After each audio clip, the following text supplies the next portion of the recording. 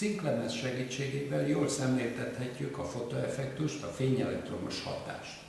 Egy PVC rudat megdörzsölök, és ezzel negatív töltéseket juttatok a cinklemezre, és így az elektroszkóp kitér.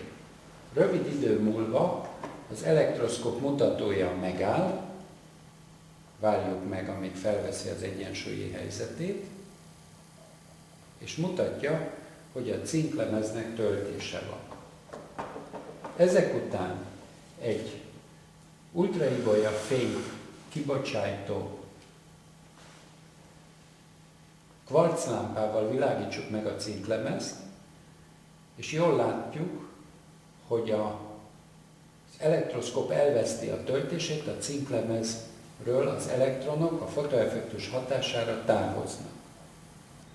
Végezzük el ugyanennek a kísérletnek az ellenpróbáját, azt, hogy pozitív töltéseket juttatunk egy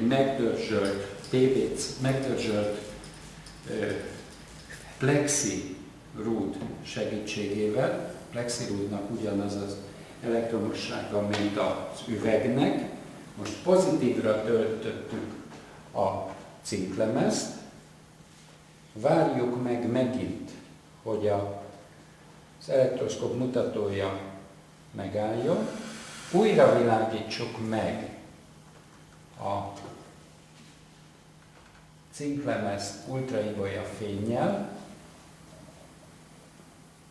és látjuk, hogy a cinklemez, illetve az elektroszkóp nem veszíti el a töltését, ilyenkor a megvilágító ultraibolya fény hatására kilépnek a cinklemezből elektronok, de mivel pozitív töltésű a cinklemez, ezeket az elektronokat rögtön visszaszívja, és eredőben nem látunk fotoeffektust.